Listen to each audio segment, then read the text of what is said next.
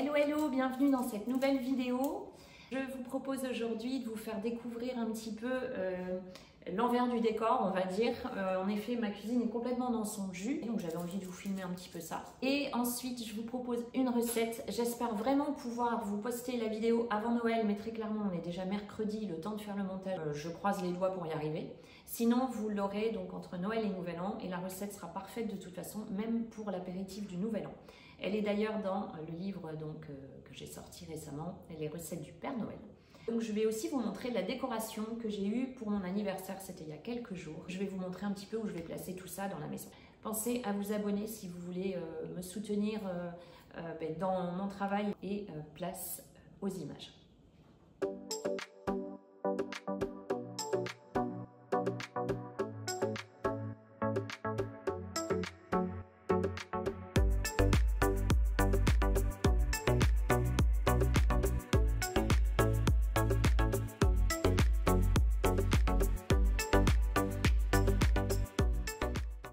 Alors, je voulais vous montrer aussi, donc moi j'utilise, je vous l'avais aussi partagé sur les réseaux, des éponges lavables.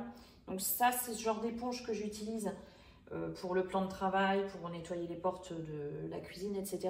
Et ça, c'est les éponges que j'utilise pour faire la vaisselle. Donc d'ailleurs, je vais faire un petit peu de vaisselle. Et ensuite, je vous montre la déco, je finis de ranger et je vous montre la déco.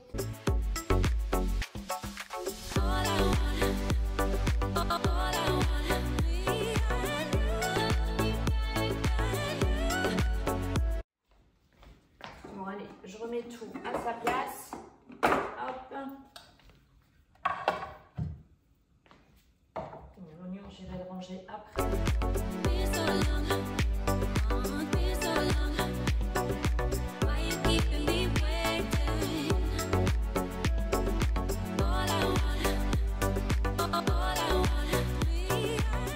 Alors, la déco. Donc, qu'est-ce que j'ai trouvé de beau? J'ai trouvé ce petit panier.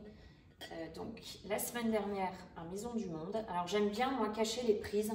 J'aime pas voir les prises dans une cuisine, je trouve ça très moche. Donc je mets toujours une petite plante devant.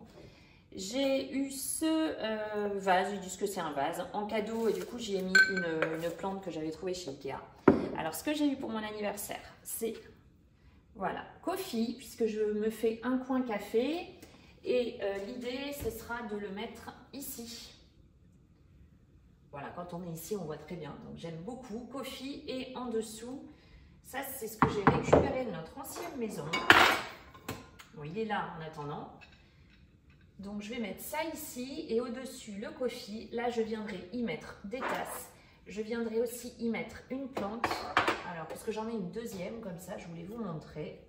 Ça donnera ça ici. Ça va être super chouette si je voyais comme ça. J'espère que vous voyez, parce que je suis devant. Hop, et donc le coffee au-dessus. Voilà. Et maintenant, je vous propose donc la recette. Rien de course. Donc pour la recette d'aujourd'hui, je vais prendre ce fromage. Et on va faire aussi avec du saumon. Alors le saumon, il est hors de prix. J'ai pris des crevettes, c'est pour les verrines de Noël, mais j'aurai pas le temps de vous les partager malheureusement. Bon, après, j'ai pris des boissons, tout ça pour Noël. J'ai mis déjà des choses dans le cellier, il faut que je finisse de vider. Donc, quand j'ai fini les courses, je mets à la recette d'aujourd'hui. Alors, on va donc réaliser les blinis au fromage frais. Donc, c'est très simple hein, pour cette recette. Il nous faut un yaourt grec.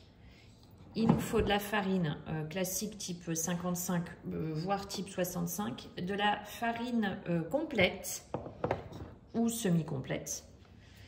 Un demi-sachet de levure chimique et un œuf. Il faut aussi une pincée de sel. Moi, j'ai le très bon sel des vacances quand on est allé en Camargue, mais du sel classique marche très bien. Et vous allez voir que la recette est super simple. J'ai un grand soleil, c'est super agréable. Donc, je commence par verser mon yaourt grec. Un yaourt grec, le poids, en général, c'est 150 grammes. Donc, je verse mon yaourt grec dans mon saladier. Ensuite, j'ajoute un œuf entier et je mélange le tout.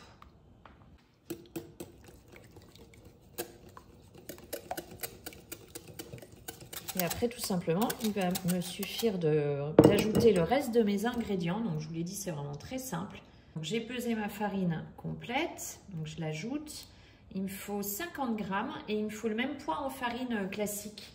Donc, type 55 ou type 45 de farine. 55. Un demi-sachet de levure, donc c'est à peu près 5-6 grammes, hein, puisque dans un sachet, c'est 11 grammes en général dans la levure chimique. Et je termine par ma pincée de sel. Et il me suffit de tout mélanger. Et la pâte sera déjà terminée.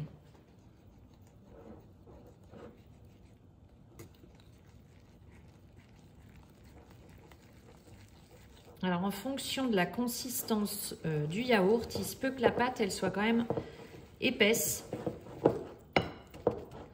Et c'est d'ailleurs là le cas. Il faut d'abord bien mélanger. Si elle est un peu trop épaisse, il ne faut pas hésiter à ajouter un tout petit peu de lait.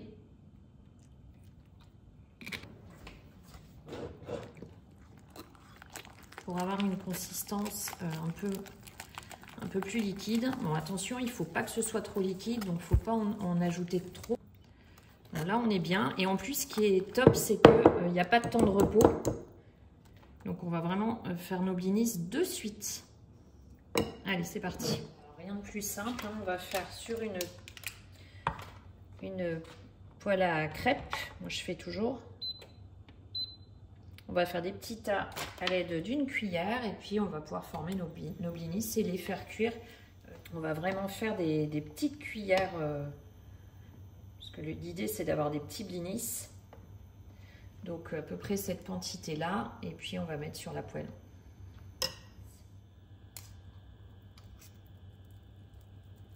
Bon, après elle est peut-être pas très chaude, c'est pas grave. Voilà, allez, et je laisse cuire tranquillement. Et le premier.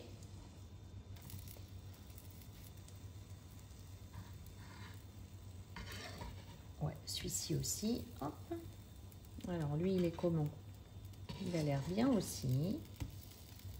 Bon, il est un peu moins cuit. Et celui du milieu. Donc, celui-là, il est au milieu. Il va beaucoup plus vite que les autres à cuire.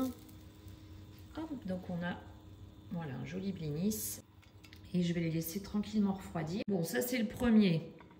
On va dire que c'est le loupé comme les crêpes.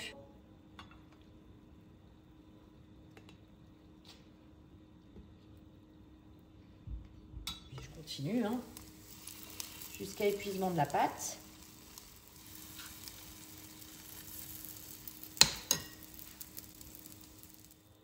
Bon, et puis comme tout à l'heure, hop, je les retourne. Ceux-là, ils sont mieux que tout à l'heure, je trouve. Il ne faut pas hésiter, voilà, à aplatir un peu. Comme ça a une belle forme de blinis. Je l'aplatis aussi. Voilà, j'ai des beaux blinis. Bon, et puis comme tout à l'heure, quand ils sont cuits, je les mets dans mon assiette.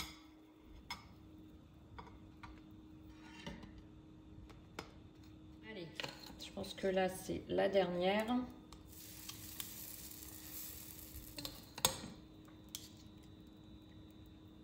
Voilà.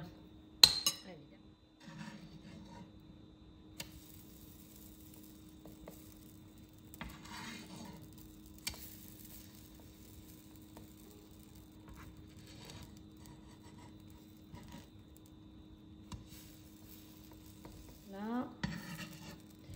Allez, encore un là. Et celui-là, je vais attendre un petit peu que ça cuise pour le retourner. Voilà, donc je laisse refroidir et maintenant je passe à ma garniture. Bon, c'est aussi très simple. Donc j'ai pris la Madame Loïc parce que c'est un fromage super mousseux, je le trouve très bon. Alors je suis allée chercher mon pot de ciboulette. Alors il n'y a pas grand chose, mais au moins c'est de la ciboulette fraîche. Il a fait tellement peu froid que j'en ai encore un peu. Ensuite, je vais utiliser une poche à douille. Alors c'est pas du tout obligatoire, mais c'est vrai que j'ai envie que ce soit joli. Et cette douille. Bon, je vous mettrai les références dans la description. Et je vais donc pocher mon fromage à l'aide de la poche à douille et de la douille. Si vous n'avez pas de poche à douille, pas de douille. pas d'inquiétude, vous faites simplement à la spatule ou avec une cuillère et vous mettez donc du fromage sur votre blinis. On rabat tout, hop, ici.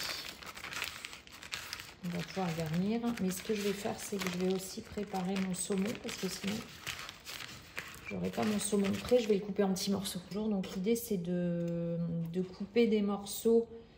Bon, le blinis, c'est pas très grand, donc à peu près comme ça, ouais. Et puis on viendra les replier sur le blinis, enfin, je vais vous montrer. On fait des petits morceaux, voilà, à peu près comme ça. Après, c'est des toasts que vous pouvez faire toute l'année, c'est parce que bon, là, ça s'y prête bien. Mais sinon, on peut faire ça évidemment toute l'année. Hein. Allez, celui-ci, il est froid, je vous montre le montage, donc bah, c'est tout simple. On prend sa poche et donc je pense que je vais pouvoir en faire 3 peut-être. Ah oui, alors ça va être ça le challenge, c'est que c'est tellement épais, il faut que ça reste collé sur le blinis. Bon, c'est bon.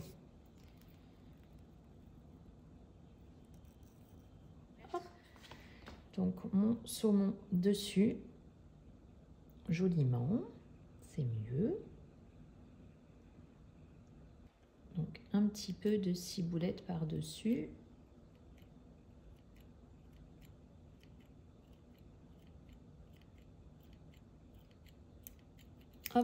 Et j'ai donc un petit canapé de près. Vous voyez, c'est tout simple.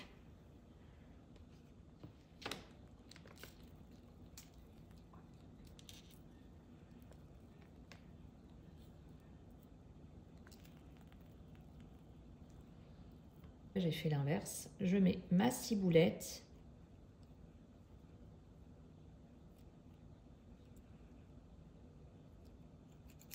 Je présente joliment le saumon. Je le place un peu...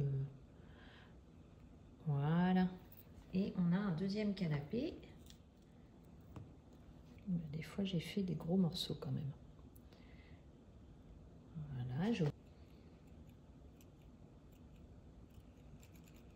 Bon, elle est toute fine, ma ciboulette. Hein. C'est la ciboulette d'un mois de décembre. Hein. Pour gagner du temps, ce que je fais, moi, c'est qu'en fait, je garnis tout au fromage. Et après, je mets partout le saumon. Comme ça. Bon, celui-là est plus grand, donc je vais pouvoir en faire 4. Voilà, je fais toute ma partie fromage et après, je fais toute ma partie saumon. Et comme ça, je vais plus vite.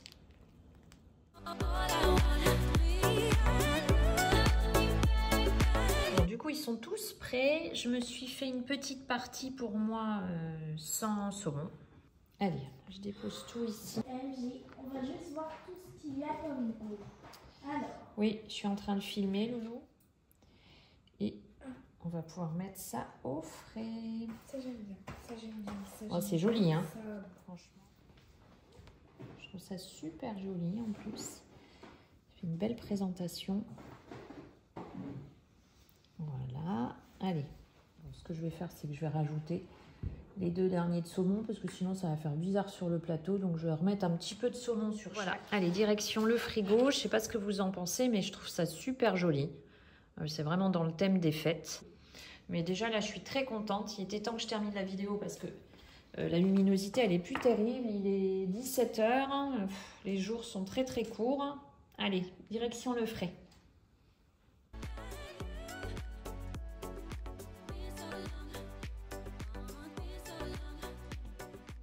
Je termine cette vidéo par la décoration de la table de Noël. Je vous fais découvrir un petit peu comment je la réalise cette année. Bon, j'ai mis un chemin de table, donc il va falloir que je le coupe, que j'avais acheté à Maison du Monde. Donc je vais couper, je veux dans les tons dorés cette année. Alors bon, par contre, évidemment, c'est la table avant Noël, puisque vous vous doutez bien, vu que je poste la vidéo avant Noël, que c'est pas la vraie table. Donc là, c'est pour vous montrer ce que je vais faire. Donc je vais repasser bien, passer un coup de fer avant le soir de Noël pour pouvoir faire une table bien nette. Bon, là je continue la déco. Allez, je finis les assiettes. Je vais mettre les verres et après je mets toute ma petite déco. Donc ça j'aime bien, mettre ces verres-là comme verres à eau. Oh, j'ai toujours peur de les casser. Voilà. Ouais, c'est bon. Quand on les empile. Donc bon, j'en ai un en trop, c'est pas grave, je vais le ranger.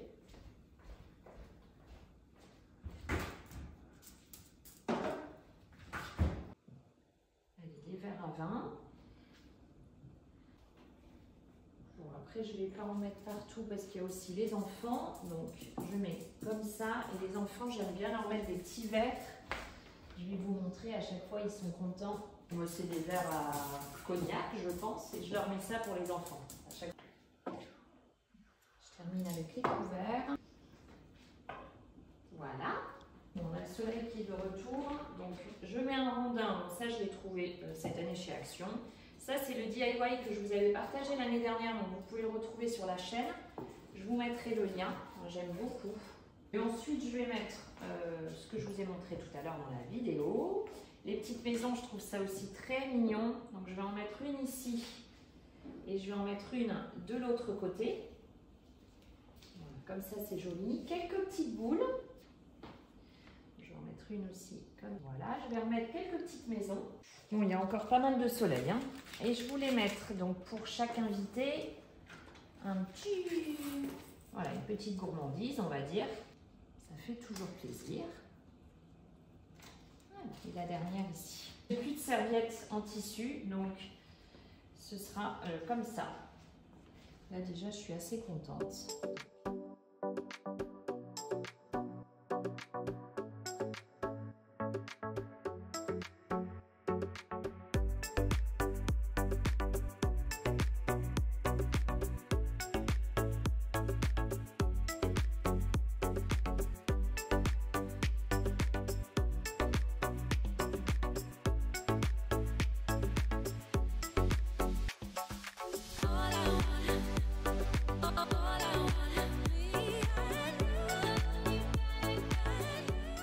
J'espère que cette vidéo vous a plu, dites-le moi en commentaire. Je m'octroie quelques jours de congé, il n'y aura donc pas de vidéo mardi prochain, mais on se retrouve donc le 2 janvier. Passez de bonnes fêtes.